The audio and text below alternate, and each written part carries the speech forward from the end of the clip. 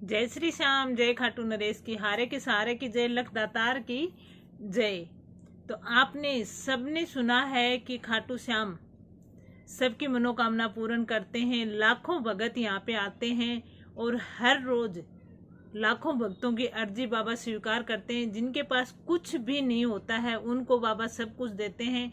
बाबा के ऐसे ऐसे चमत्कार हैं जिनकी एक एक रात में वो करोड़पति बन गए हैं। उनके घर में कुछ नहीं था, लेकिन बाबा की कृपा ऐसे बनी कि उनके पास एक रात में सब कुछ हो गया, लॉटरी लग जाती है।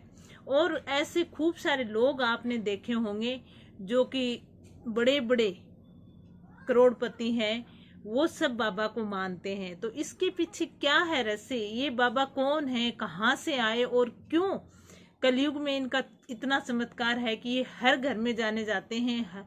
दुनिया के कोने कोने में बाबा जाने जाते हैं और हर भक्तों की एक ही इच्छा होती है कि हमारी कोई समस्या है तो हम बाबा के दरबार जाएं और बाबा हमारी हर इच्छा को, मनोकामना को पूर्ण करेंगे। तो ऐसा क्या है, इतना कैसे चमत्कार है, इस मंदिर का रहस्य क्या है, क्यों इतना चमत्कारिक है, क्यों इतना शक्तिशाली मंदिर है कि यहाँ पे लाखों लोग अपनी अरदास लेके आते हैं और रोते हुए आते हैं, हंसते हुए जाते हैं, खाली झोली आते हैं, भरी झोली लेके जाते हैं। तो इसका रहस्य क्या है, क्यों इतना चमत्कार है? तो सबसे पहले तो मैं आपको बता दूं कि ये एकमात्र ऐसा मंदिर है जो हारे का सहारा है। इसके ऊपर लिखा हुआ है हारे का सहारा, और ये हकीकत में है। जो टूट जाता है, बिखर जाता है, उनका ये बाबा साथ देता, उनको संभालता है। ये इतने पवित्र, शांत हैं कि हर भगत की विनती को सुनते हैं, उनको समझते हैं और उनकी हर इच्छा को पूर्ण करते हैं।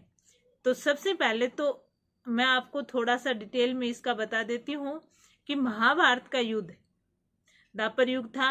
उस टाइम इन्होंने शिव जी की आराधना की थी और शिव जी की भक्ति तपस्या से शिव जी इतने खुश हुए कि इनको 3 बाण दिए थे और उन 3 बाणों से ये सब कुछ हासिल कर सकते थे। लेकिन इनको इनकी माँ ने सिखाया था कि सिर्फ हारने वाले पक्ष का बेटा साथ देना है। तो इनके मन में ये था कि हारने वाले पक्ष का मैं साथ दूंगा।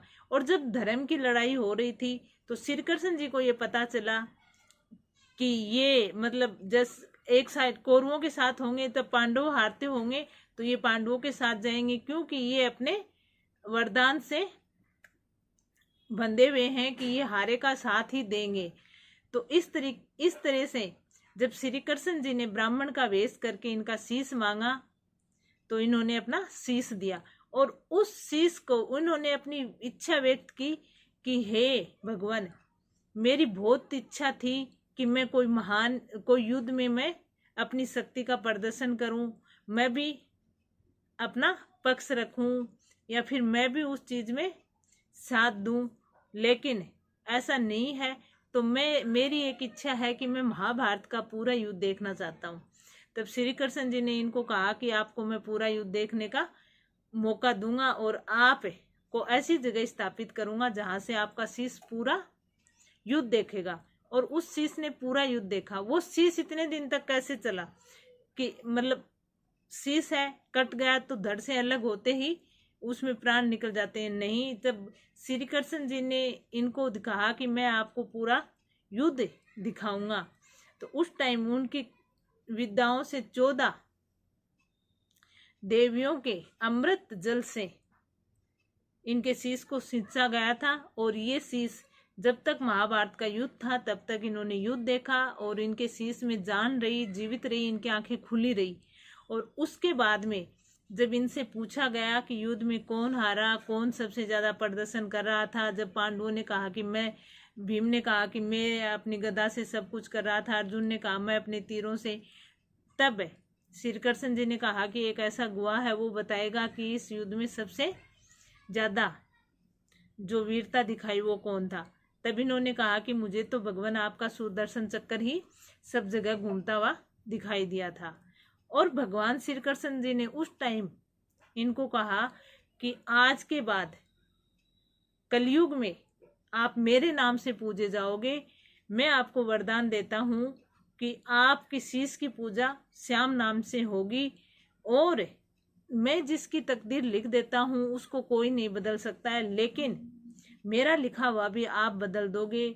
मैं आपको ये वरदान देता हूँ। इसलिए कई लोग कहते हैं कि बाबा खंडित है, इनकी मूर्ति घर में नहीं, तो इनके शीश को ये वरदान मिला था कि आपके शीश की पूजा श्याम नाम से होगी, और आप कलयुग में हर घर में पूजे जाओगे। जिस दिन कलयुग स्टार्ट होगा उसी दिन से आपकी पूजा स्टार्ट हो जाएगी। और जैसे ही द्वापर युग खत्म हुआ, कलयुग स्टार्ट हुआ, तो इनका शीश खाटू की पवित्र धरा में मिला, जहाँ पे एक गाय दूध देने लगती थी और एक फिर यहाँ पे खुदाई की, तो इनका शीश निकला। और उस शीश की तभी भी आंखें खुली थी, और इनकी मूर्ति को किसी ने कोई कलाकृति नहीं दी। जो शीश निकला था वही शीश आज भी मंदिर में स्थापित है। अब इनका श्याम कुंड, अब श्याम कुंड जैसे इनका शीश निकला तो वहां पास से एक जल की धारा छूटी, और वो जल की धारा श्याम कुंड के नाम से आज जानी जाती है। और उससे ऐसी मान्यता है कि उस जल से स्नान करते हैं तो चर्म रोग खत्म हो जाते हैं, हमारे दुख संकट मिट जाते हैं, और जिन महिलाओं की गोद शून्य होती है तो उनकी गोद भर जाती है। आज तक ये रहस्य अनसुलझा है कि ये श्याम कुंड का पानी कहाँ से आता है और इतना पवित्र कैसे है।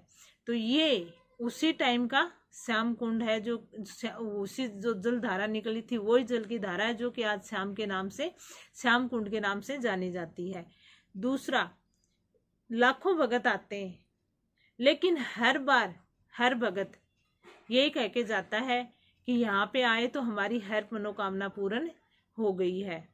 इतनी लाइन लगती है इनके दरबार में, और जैसे जैसे कलयुग बढ़ रहा है वैसे वैसे लाखों भगत इनके दरबार में आते हैं। और आज हर बच्चे के जबान पे, हर बूढ़े के जबान पे, हर जवान के जबान पे जय श्री श्याम ही रहता है, क्योंकि ये हर किसी की मनोकामना पूर्ण करते हैं। जो इनको सच्चे मन से बुलाता है, विश्वास के साथ बुलाता है, उनकी ये हर इच्छा को पूर्ण करते हैं। अब इनकी मंदिर में जब औरंगजेब का शासन था तो इसके मंदिर को तोड़ने के लिए वो आए, लेकिन उनसे ये टूटा नहीं, उनका कपाट ही नहीं खुला था। तो ये एक कितना शक्तिशाली है कि यहाँ पर जाकर हर भगत को ताकत आती है, वो अपने आप में अलग सी ऊर्जा महसूस करता है और बाबा की शक्तियों का एहसास करता है। आपने सुना होगा कि कई भगत आते हैं, कई ऐसे भी कहते हैं कि बाबा ने सपने में ऐसे कहा कि आए हम इसलिए आए हैं। कोई अर्जी लगाता है, कोई कैसी लगाता है, और सबकी अर्जी पूर्ण होती है और वो बाबा के दरबार आते हैं। कोई पहले बस में आता है, पैसे उधारे लेके आता है, और फिर वो 2-3 बार आने के बाद खुद की गाड़ी लेके आता है, अपने आस पड़ोस वालों को भी उस गाड़ी में बिठा के बाबा के दर्शन करने के लिए आता है। तो आप समझ जाओ कि इसमें कितनी शक्ति है, कितना ताकतवर है ये मंदिर, ये बाबा श्याम वहाँ का, जो कि हर भगत की इच्छा का ख्याल रखते हैं, हर भगत की इच्छा को पूर्ण करते हैं। तो आप भी अगर चाहते हो कि आपकी हर इच्छा पूर्ण हो, तो आप बाबा को विश्वास से अपनी अर्जी लगाएं, श्रद्धा से अपनी अर्जी लगाएं, अपनी मन की बात बाबा को बोलें। आपने कई भगत ऐसे देखे होंगे, कई वीडियो में देखे होंगे, आपने वहाँ जाके नहीं देखे, तो दरबार में जाते ही आंसू आने लगते हैं, फूट फूट के रोने लगते हैं कि बाबा की कृपा से आज मेरे पास सब कुछ है। किसी दिन हमारे पास खाने की रोटी नहीं थी, आज हमारे पास सब कुछ है।